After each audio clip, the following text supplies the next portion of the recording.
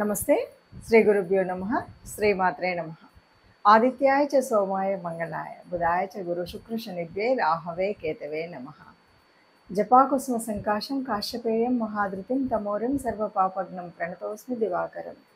ప్రస్తుతం ప్రతి మాసం చెప్పుకున్నట్టుగా ఈ మాసంలో మాస ఫలితాలు ముఖ్యంగా సెప్టెంబర్ 2024 గాను మాస ఫలితాలు ఎలా ఉన్నాయి, గ్రహగతులు ఎలా ఉన్నాయి, మన యొక్క స్థితి యుతి ఎలా ఉంది చూద్దాం.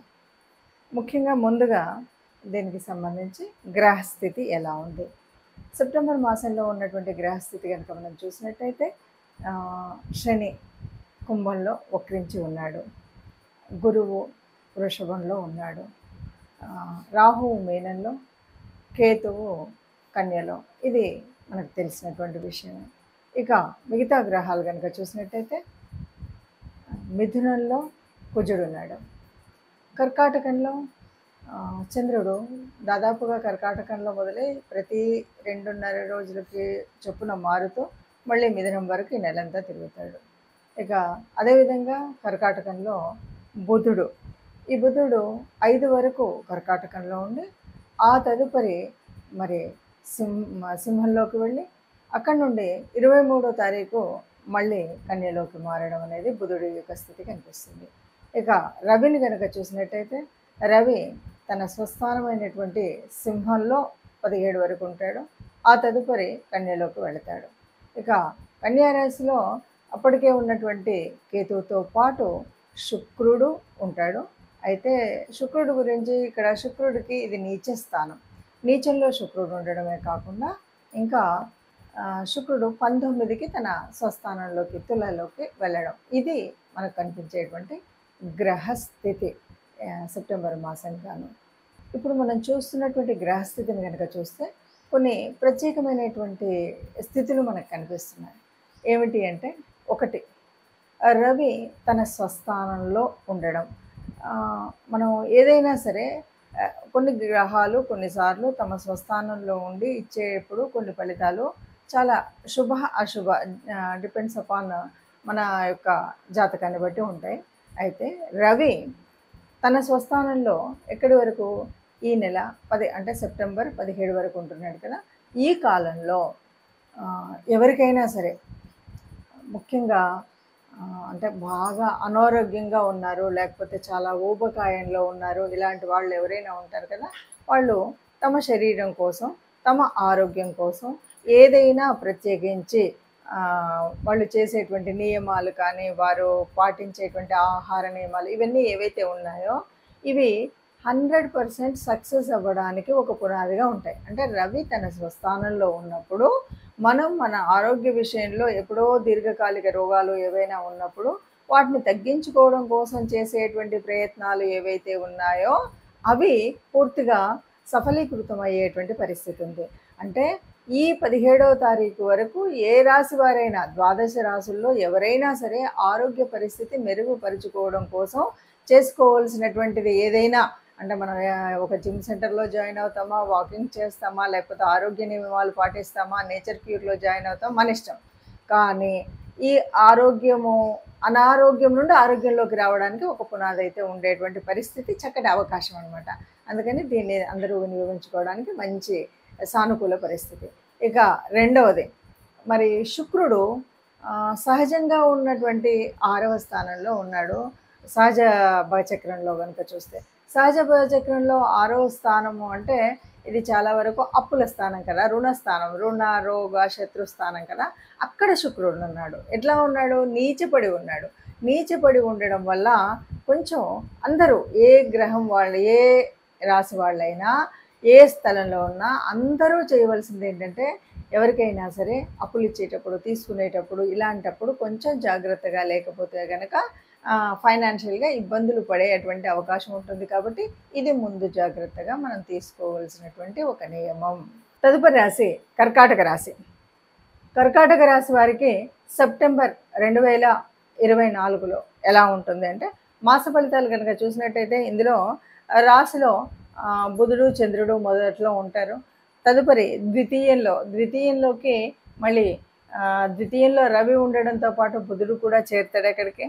సో ఈ వీరికందరికీ వేరే ఈ రాశి వారికి ముఖ్యంగా ఇప్పుడు ఉన్నటువంటి గ్రహస్థితిని బట్టి చెప్పొచ్చేది ఏమిటంటే చక్కగా ఫైనాన్షియల్ బెటర్మెంట్ ఉంటుంది, ఆరోగ్యం బాగుంటుంది. తర్వాత ఇక్కడ ఒకే ఒక్క విషయంలో కొద్దిగా ఇబ్బంది పడాలి అంటే మీరు సోదరులతో, మీ ఫ్రెండ్స్, దగ్గరి స్నేహితులతో, తదుపరి కమ్యూనికేషన్ ముఖ్యంగా అంటే మనం మాట్లాడేటువంటి మాటల వల్ల వచ్చేటువంటి ఇబ్బందులు కొన్ని ఉంటాయి. ఏంటవి అంటే ఇక్కడ 3వ స్థానంలో ఉన్నటువంటి నీచబడిన శుక్రుడి వల్ల మనం అనుకోకుండానే తెలియకుండానే ఏదో మంచి చేయాలనో మంచిగా మాట్లాడాలనో ప్రయత్నించినప్పటికి కూడా కొన్నిసార్లు చెడవుతుంది. మంచిగా మాట్లాడినా అది చెడు ఫలితంగా వినిపించే విధంగా వాళ్ళకి అనిపించవచ్చు. అందువల్ల మనకు శత్రువులు పెరిగేటువంటి పరిస్థితి అయితే ఉంటుంది.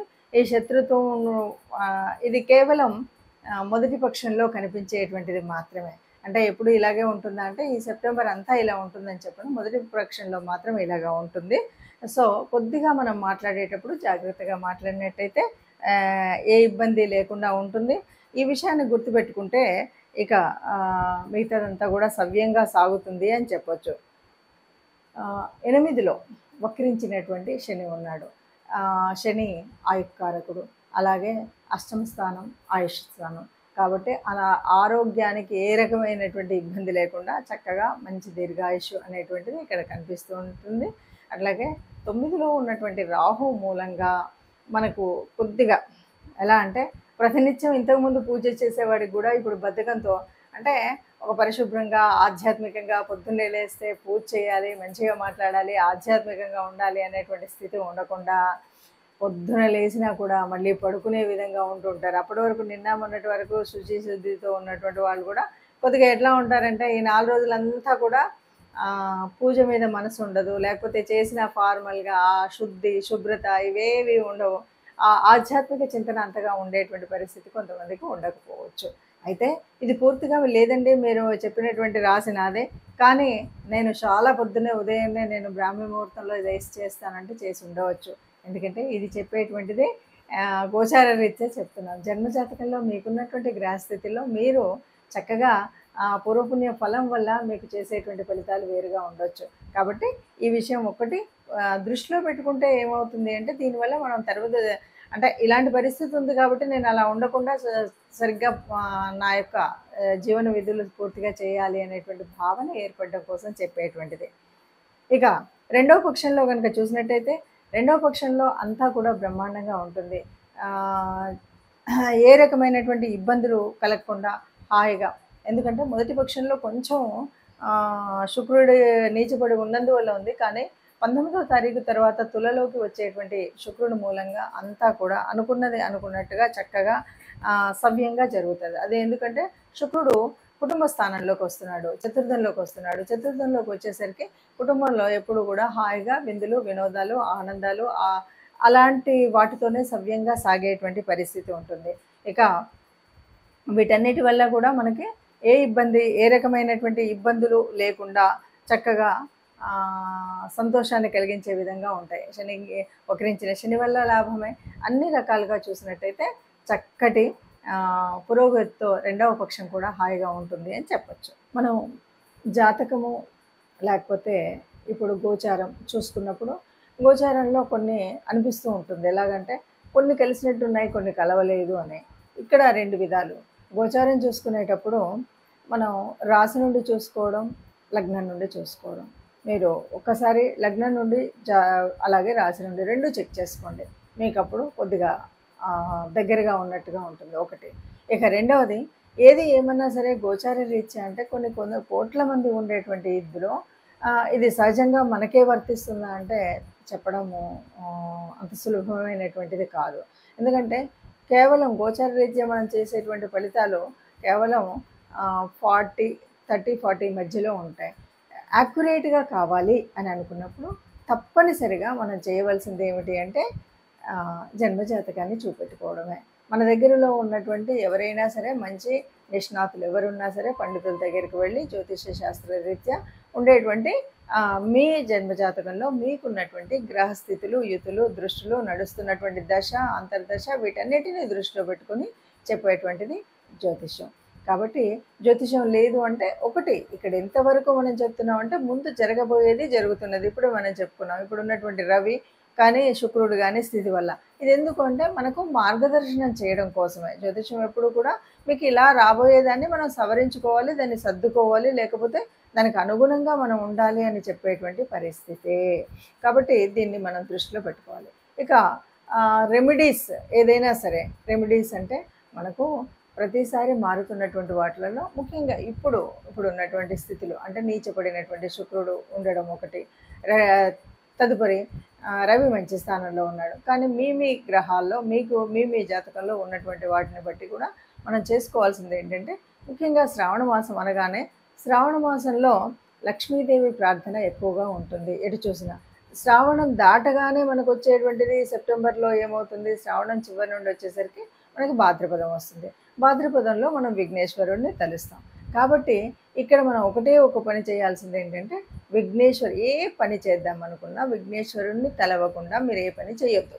మొదటిది విఘ్నేశ్వర ప్రార్థనతో మొదలు పెట్టడం అంటే విఘ్నేశ్వరుని తలుచుకొని మనసులోనైనా మనకు వస్తే శ్లోకం చదువుకుంటాను, లేకపోతే చేతులెత్తి 2 చేతులతో దండం పెట్టి స్వామి నువ్వే ఉన్నావయ్యా అని దండం పెట్టడమే.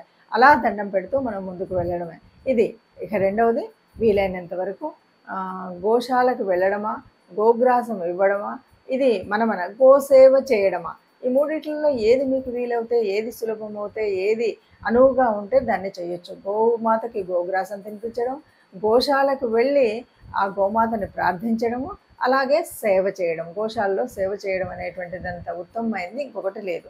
ఈ మూడింట్లో మీకు ఏది వీలవుతే అది చేసినట్టయితే తప్పకుండా మనకు ఏదో చిన్నగా అటు ఇటుగా ఉన్నటువంటి ఆ చిన్నవి అంటే ఫైనాన్షియల్గా కానీ, మాట తీరులో కానీ, ఇంకేదైనా ఆరోగ్యరీత్యా కానీ ఉన్నటువంటి నష్టాలు కష్టాలు అన్నీ పోయి సుఖంగా ఉంటాము అని చెప్పచ్చు.